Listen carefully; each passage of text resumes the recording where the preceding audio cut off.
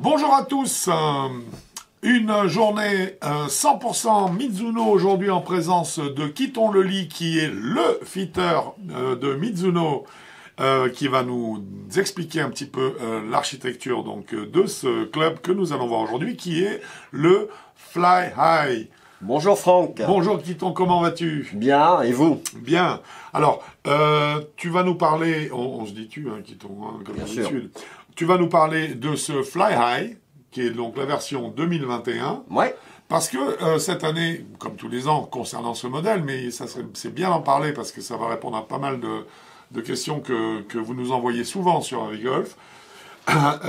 Dis-moi, ça c'est un concept un peu spécial parce que ça a une tête d'hybride. Voilà, c'est une tête d'hybride. Mais ça a une longueur de shaft. De fer. Voilà, et donc c'est pour ça que Mizuno les appelle, je suppose, les hybrides de précision. Les hybrides de précision, c'est bien ça.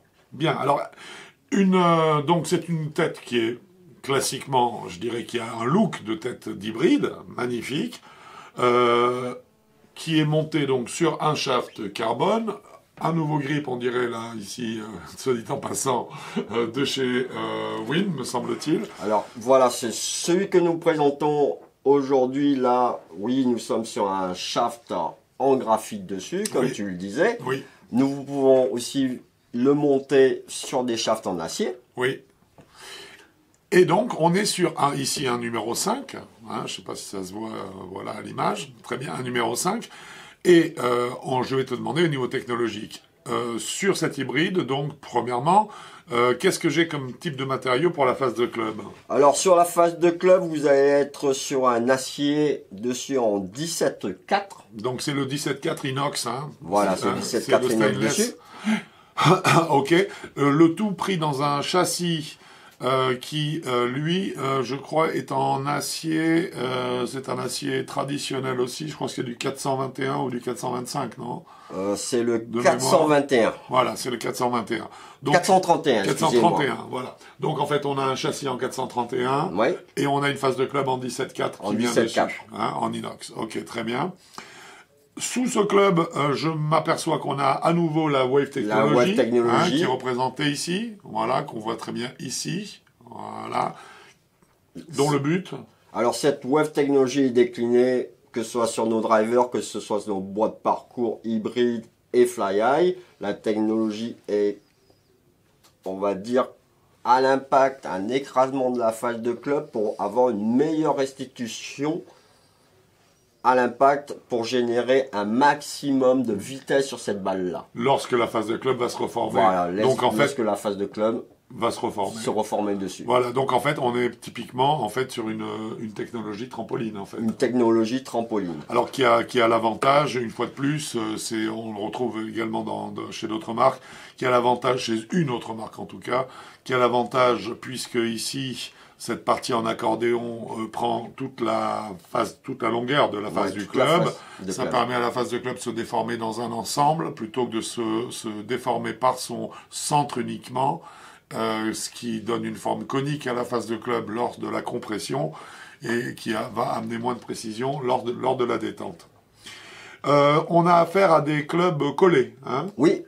Donc exactement comme des fers. Exactement comme des fers avec comme une longueur de fer. Nous le déclinons sur 4 lofts différents, du fer 7 au fer 4. D'accord. Pour remplacer, comment dire, disons pour faciliter le jeu. Voilà, le jeu et la hauteur de balle également sur les longs fers, ce qui pose souvent un problème. En tout cas, c'est les témoignages que nous en avons. On est absolument OK là-dessus.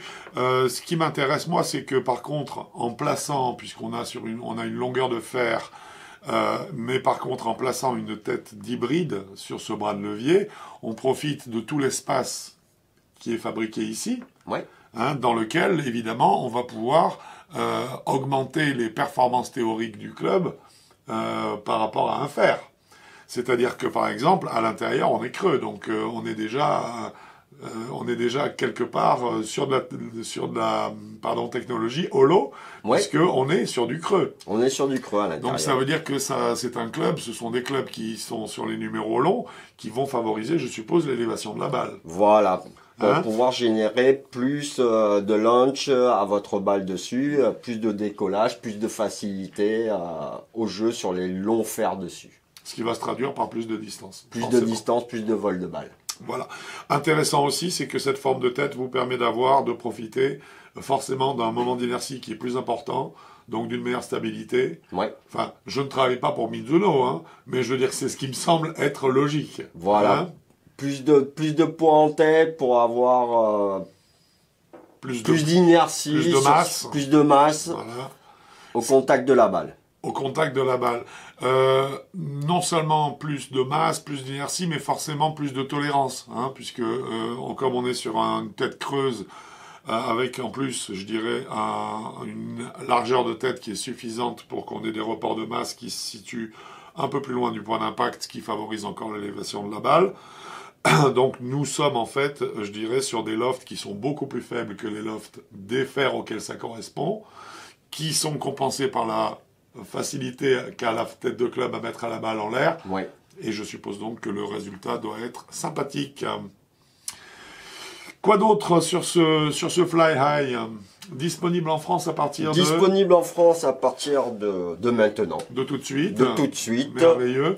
Et donc la philosophie de ce club, c'est d'amener l'élévation, la distance en jouant sur des lofts plus fermés et la précision parce qu'on est sur des bras de levier de fer. Voilà. Hein? Tout à fait d'accord avec toi, Franck. Bah écoute, c'est parfait.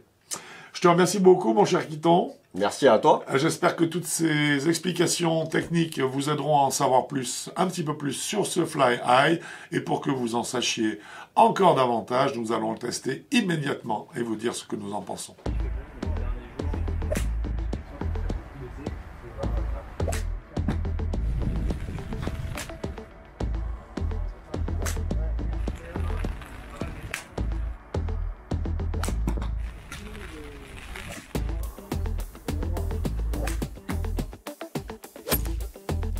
Ça a été donc très intéressant de tester ces Fly High de chez Mizuno, un club avec un concept bien particulier, hein, dont on va débattre bien sûr dans le détail au fil de cette vidéo. On va juger donc des qualités mécaniques du club dans un premier temps. Hein, voilà, et des qualités et ensuite sensitives. Des qualités sensitives dans lesquelles nous aurons quelques petits points à distribuer chacun personnellement en fonction de nos différents ressentis. Voilà. On va commencer bien sûr par la qualité des matériaux. Qu'est-ce que tu as de spécial à nous dire là-dessus, mon cher Quentin? Bah non, en fait, c'est magnifique. C'est très très bien. Je trouve que c'est vraiment un club qui est très bien fini, qui est très joli, Il y a une grande unité. Voilà, c'est un club posé, il est joli, il est beau, il se pose, il est bien, quoi. Et puis, comme je disais, il y a une grande unité, je trouve, dans les matériaux. On a une impression d'avoir pratiquement une tête. Alors, c'est vrai que maintenant, ceci étant, les familles de matériaux qu'on retrouve dans ce Fly High sont quand même un petit peu particulières, puisqu'en fait, on a une face qui est en 17,4, qui est donc un acier que l'on connaît bien. Hein. Et qui vient s'asseoir en fait sur un châssis, mais qui lui aussi, c'est un grade différent d'acier, mais qui lui aussi est un acier. Voilà. Et donc ça donne en fait, je dirais, une sensation globale d'unité du produit. On a l'impression d'avoir un produit très sérieux, très qualitatif en fait dans les mains, hein, ce qui n'est pas démenti ensuite à la frappe d'ailleurs, mais on en parlera un petit peu plus tard. Voilà. Donc qualité des matériaux, je crois qu'on peut le dire, excellente facture, hein, J'aime beaucoup. De façon générale. Oui, oui. D'un point de vue statique maintenant, comment est-ce que tu as trouvé que ce club reposait? Est-ce que les lofts t'ont paru, je dirais, cohérents? Est-ce que l'implantation de balle était bonne? Alors, parce que, à mon avis, tu as quelques précisions à donner là-dessus, sur l'implantation de balle, puisqu'en fait, on a un club au concept un petit peu hybride, mais dans le sens hybride qui s'inspire de... fer, hein. Voilà, exactement. Voilà, donc en fait, moi j'ai trouvé que le club se posait parfaitement par rapport au numéro qui était indiqué. Donc le fer 7 il vient au milieu, le fer 5 il vient en avant, Et le fer 8-9, il vient derrière. Enfin, fer, pardon, l'hybride. Voilà, mais c'est là où c'est intéressant, parce qu'en fait, on est sur un concept de club qui est vraiment entre l'hybride. Non, c'est la technologie hybride qui est mise à la disposition de l'efficacité des bras de levier plus courts que sont les fers. Voilà. Hein, c'est ça. C'est pour ça que je me suis un peu trompé, mais c'est vrai que le club, suivant le numéro, il nous pose parfaitement. Et puis surtout, sur la semelle, elle est nickel. Quoi. Voilà, mais donc ça veut dire que là, il donne un emplacement de balle qui est celui du fer, en fait. Voilà. Hein. Voilà, et non pas comme un hybride qu'on a tendance à reporter un peu plus vers la gauche dans le stance. Voilà, et surtout, c'est très facile, parce que l'avantage d'une tête d'hybride, c'est que c'est un petit peu large, donc quand on le pose, c'est... Voilà. Si on voit tout de suite, s'il se pose bien, ça nous indique tout de suite où on doit être. En ce qui concerne les lofts, avec ces Fly High, on est bien sûr sur des lofts qui sont un petit peu plus fermés que sur les fers correspondants, puisque par exemple un fer 7 en Fly High est lofté à 29 degrés, il me semble. Oui, 29. On sait que le grand standard classique est de 34, mais aujourd'hui, pour un fer, la plupart des constructeurs flirtent avec les 30 et en dessous. Hein, donc, c'est assez fréquent d'avoir des fers 7 loftés à 28 degrés. Là, on est sur un loft de 29 degrés, mais qui ne sera pas pénalisé, nous, dans notre esprit. Non. Parce qu'en fait, les propriétés mécaniques d'une tête d'hybride, hein, donc une tête creuse avec une forme de bois adaptée à un manche, donnent des hauteurs de balle, de toute façon, qui sont légèrement supérieures à la moyenne, et il est donc normal de les compenser par une légère diminution du loft. Et il se trouve par ailleurs que la diminution du loft produit un petit peu plus de distance d'une façon générale, donc on ne crache pas dessus. Non, surtout pour ces clubs-là. Exactement. Les options. Oui, voilà, parce que c'est très bien, c'est justement, et je trouve que c'est très intelligent de la part de Mizuno, c'est sur un club comme celui-ci où on est à la limite entre donc le fer et l'hybride réel, en fait, hein, c'est un peu ça le concept. Hein.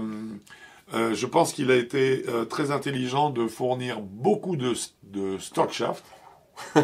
Plus de 20. Et de stock grip aussi. Plus de 20 aussi. De façon à ce qu'on puisse retrouver des sensations qui se rapprochent aussi. Extraordinairement du fer. Exactement, de la série de fer que le joueur possède dans ses sacs, dans son sac.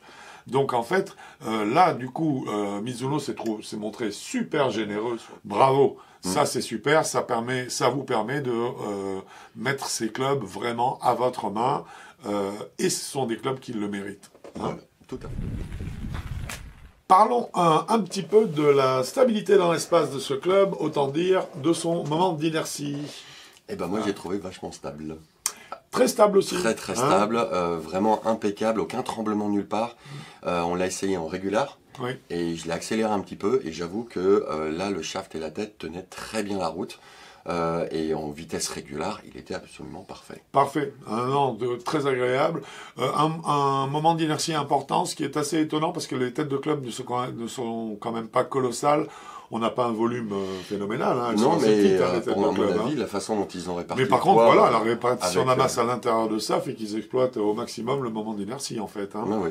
Donc ça, j'ai trouvé ça... très grande stabilité. Très grande stabilité, rien à dire là-dessus, en fait. Hein. En ce qui concerne cette fois le spin et notamment le backspin, c'est assez simple. Moi, je pense que c'est pas là. On peut parler de ce club d'une façon assez simple à ce niveau-là. Tu me diras ce que tu en penses. C'est que Mizuno a bien expliqué, a bien décrit ce club comme étant un fer, mais qui va nous offrir le confort de l'hybride. Oui.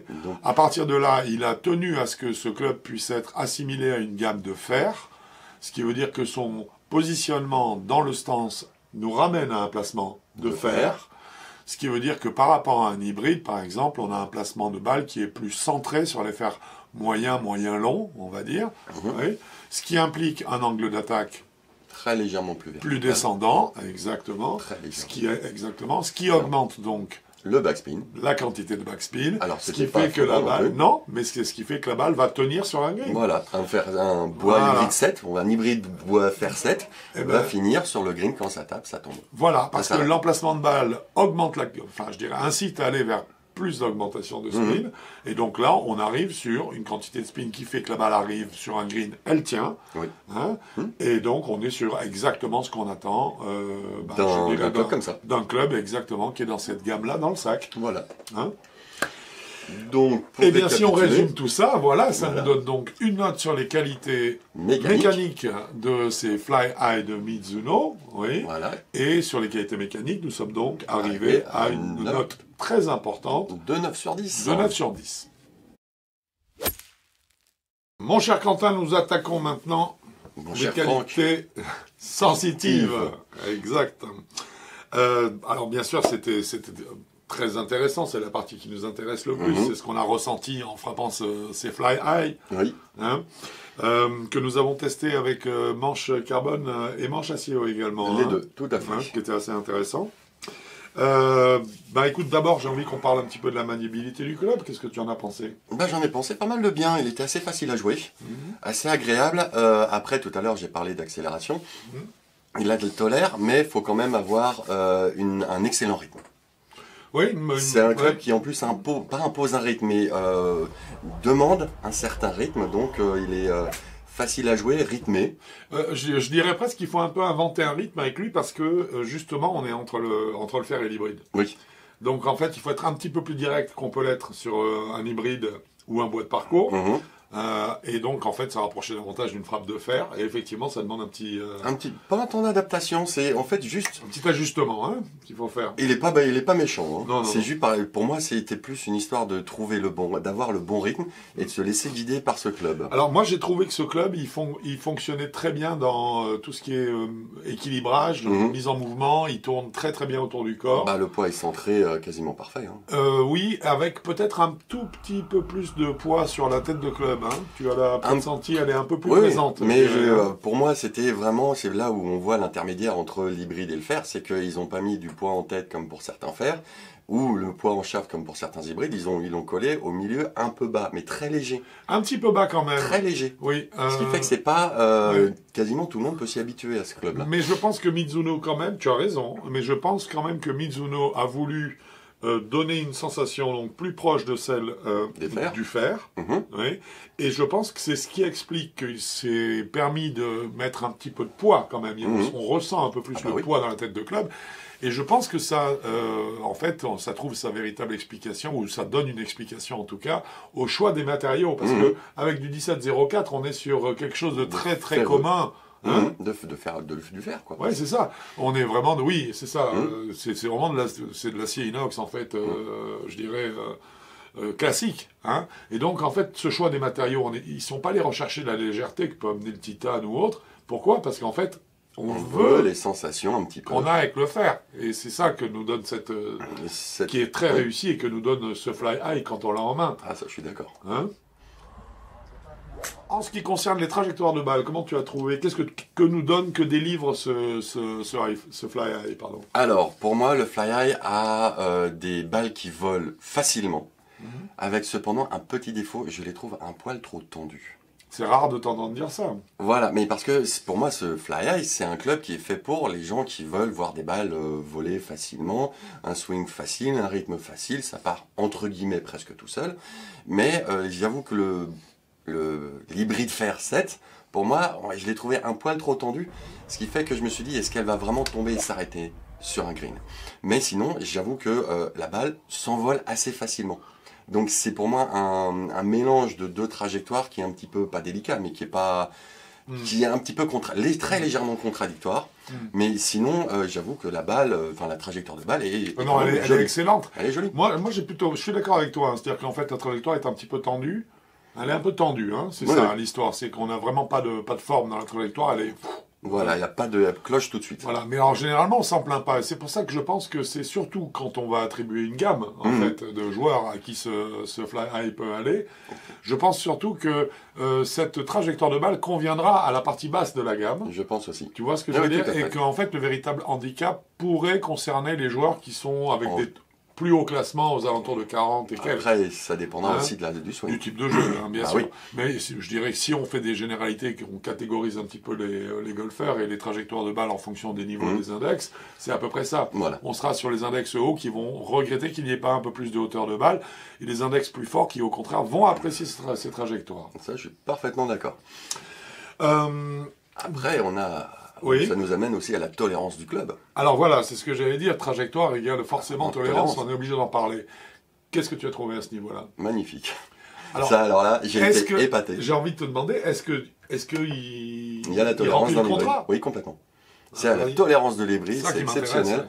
On la tape un peu pointe, un peu talon, et puis tout de suite, la balle n'est pas éparpillée. Elle reste un petit peu là, elle est là. Les effets sont un petit peu gommés, on va dire, mais justement la stabilité du club, enfin tout ce qui est la conception du club, pour moi, je trouve qu'il a une tolérance magnifique. Moi, je trouve qu'il a une tolérance qui permet de faire un fade et un draw comme si on avait un fer dans les mains. Oui. Mais par contre, c'est vrai que si on prend un peu pointe, un peu talon, au lieu d'avoir un petit effet à gauche et effet à droite, et ça va être minimisé, je le trouve confortable. Très confortable et rassurant. Très confortable. La tolérance, je dirais qu'elle est tout à fait logique par rapport au taux de spin qu'on a pu relever avec ce club, en fait. Hein. Voilà. Et je pense aussi, pour en revenir à ce que tu disais tout à l'heure, que même si elles sont un petit peu tendues, les trajectoires, elles ne manquent pas de backspin. Et donc elles tiendront sur un Je pense aussi. Parce qu'on en a parlé tout à l'heure, c'est lié à ces histoires d'angle d'attaque et d'emplacement de balle. Hein. Exactement. Ces fly high sont-ils des clubs qui nous redonnent des informations sur la frappe de la balle ou pas, mon cher Quentin? Eh ben oui. Alors, en fait, ils ont le défaut de leur avantage avec leur tolérance. C'est-à-dire qu'on ressent quand on tape un peu pointe, un peu talon, on a un toucher super clean. Moi, je trouve on a un toucher très très bien, mais qui sonne un peu creux par rapport à l'ambition d'un fer. C'est ça, c'est juste ça. C'est pour ça qu'on le ressent bien, mais pas aussi bien qu'on pourrait le faire avec un fer. Alors, on pourrait dire qu'en fait, le ressenti pour un hybride est fantastique. Oui. Mais pour un fer, il est un petit peu moins riche, parce qu'on a une construction, cette fois-ci, qui est creuse, et donc on a un travail de l'onde de choc à l'impact qui n'est pas la même que quand on a une tête de fer pleine, si possible. Donc je ne parle pas donc des hollow body, pour qu'on ait une remontée directe de l'onde de choc jusqu'à vos mains, puis jusqu'à votre cerveau, pour avoir les sensations adéquates. Donc c'est exactement ça. Hein, et effectivement, je dirais que ce club a merveilleux. Moi, je trouve, en tout cas, c'est un club très intéressant. Il a trouvé vraiment sa place dans dans le milieu des clubs de golf. Hein. Oui, c'est ça, c'est exactement ça. Ils ont trouvé entre le milieu et entre les hybrides et les fers, ils ont trouvé le milieu et ils sont bien plantés, je trouve. Bien plantés dedans, pardon. Pas trompés. Non. Ils se sont bien installés. Oui, absolument. On est bien d'accord, oui. Voilà, donc non, de feedback, rien à dire, vraiment, très bien. Ta note à toi perso, puisqu'on sait que dans ce type de notation, on a chacun 2 points à notre disposition. Alors on va savoir comment, vous, avis golfeur, allez savoir comment est-ce que Quentin va les dépenser. Et toi aussi? Et oui, après. Moi je leur mets 1,5 sur 2. Ouais. Parce que je les trouve quand même très bien posés. Il y a l'avantage de l'hybride, l'inconvénient de ne pas en faire. Ouais. Mais j'avoue que là, ils ont trouvé leur chemin. C'est pour ça que je leur mets 1,5 et je pense que c'est la note qui correspond bien. Bon, mais c'est pas mal, hein, parce que je vais me mettre la même, alors tu vois, ça va, hein, voilà, moi maintenant on le sait. Moi je mets 1,5 point parce que, en fait, d'abord j'ai adoré le concept. Je suis d'accord. J'ai trouvé que c'était assez fort aujourd'hui de trouver une place, en fait, dans un sac de golf qui soit justifié, qui ait une raison d'être. Et ces fly high, j'ai trouvé que au vu du nombre de joueurs qui, quelque part, arrivent à gérer correctement les petits fers, les fers moyens, mais qui après bloquent tout de suite dès qu'on arrive sur les premiers longs fers, je parle du fer 6, fer 5, fer 4, fer 3, c'est vraiment c'est une solution géniale. On l'avait pas, qui n'existait pas, c'est le fly high vraiment qui amène ça. Parce qu'en fait, il a été beaucoup plus, je dirais, collé à la réalité d'un fer, en fait, qu'un hybride qui s'est inspiré davantage de la technologie bois, et des mises en mouvement, des plans de swing nécessaires à la frappe d'un bois, plus que celle d'un fer. C'est-à-dire que cette fois-ci, avec le fly high, on est plus pour moi dans la famille des fers que des bois. Oui. Donc c'est une nouvelle place. Je voulais la récompenser aussi, et c'est pour ça que je lui donne 1,5 point, en dehors des qualités globales du club, que je trouve franchement excellentes. Moi aussi. Si je ne m'abuse en termes de qualité sensitive, ce club, ce fly high de chez Mizuno aura pris 8 sur 10. Ce qui, rajouté aux 9 des qualités mécaniques... Ça nous fait un petit 17. Tu sais que tu comptes merveilleusement bien, toi. Ah bah tant que je dépasse pas le 20. Fantastique. 17 sur 20, c'est une note excellente. On a vu vraiment excellente, qui est vraiment une très très très très bonne note. Oui. Moi, qui me fait très plaisir, en fait, parce que je trouve que c'est mérité, et puis surtout pour, une fois de plus... cette ingéniosité des ingénieurs de Mizuno qui ont réussi leur coup avec ce produit si original et si agréable à frapper. La gamme des joueurs pour laquelle ce club est fait? La gamme des joueurs, pour moi, c'est du 12-36. C'est ce que nous avons décidé, c'est ce que nous avons dit, c'est exactement ça, 12-36. Alors, pourquoi ça peut paraître assez intéressant? Parce qu'on a décrit les trajectoires de balles et tout, on s'est dit, Satan, c'est bien pour les très bons joueurs. Mais pourquoi pas en dessous de 12? Parce qu'en dessous de 12, on joue les fer 6, fer 5, fer 4, ça pose pas de problème. Et puis surtout, là, à 12, on va dire que les personnes qui commencent à vieillir un petit peu, avoir un swing un peu plus doux, et puis surtout qui ont un peu plus de mal à avoir un bon contact, d'un seul coup, ces clubs-là, ça permet quand même d'envoyer la balle avec de belles trajectoires. Alors en plus, ça n'est pas réducteur, dans le sens où en fait, on a mis 36 en handicap haut, en index haut supérieur donc pour la gamme des joueurs que ce club concerne. Mais en fait, cela concerne aussi, d'une façon plus générale, tous les joueurs qui, justement, on en parlait, ont des problèmes passés le fer 7, à faire monter leur balle et à acquérir une distance suffisante, puisque c'est ça, c'est l'option qu'ils proposent, c'est de prendre la place de vos longs fers dans votre sac pour faciliter la trajectoire de balle. Donc pour la gamme, nous sommes d'accord. Et le prix donc de ce Fly High? En carbone ou en acier, il est à 175 € le club. Voilà, ce qui est bel effort. Assez honnête. Franchement, je trouve ça très très bien. Alors, un seul bémol à nouveau qu'il faut préciser, et là je suis vraiment désolé, les Fly High n'existent qu'en droitier. Donc nos amis gauchers devront attendre qu'une autre marque ou que Mizuno décide d'inverser le problème afin de le rendre gauchérisable. Gauchérisable, exactement. Mon cher Quentin. Mon cher Franck. Eh bien écoute, tout d'abord, j'espère que cette vidéo vous a plu, nos amis amis golfeurs. Vous savez que bien sûr, si vous avez besoin de renseignements supplémentaires, vous avez une fiche produit qui se trouve sur le site avigolf.com. Voilà, si vous avez besoin de plus d'informations encore, n'hésitez pas à nous laisser votre fiche technique qui se trouve en pied de page du site, toujours avigolf.com. Yes, que vous pouvez agrémenter d'une petite vidéo prise par un smartphone de votre swing et nous envoyer pour vous conseiller, vous aider, il n'y a rien de mieux. N'hésitez pas, pour avoir les dernières nouveautés du site, à vous abonner, ça devrait être par là. Si elle vous a vraiment plu, prouvez-le. Les petits pouces. Voilà. Et puis, voilà, il n'y a plus... oui, et donc je te dis à très bientôt. Sur un parcours. Là, j'en suis sûr. J'espère bien. Sinon, ça sera sur avigolf. .com. Bon golf à vous. Au revoir.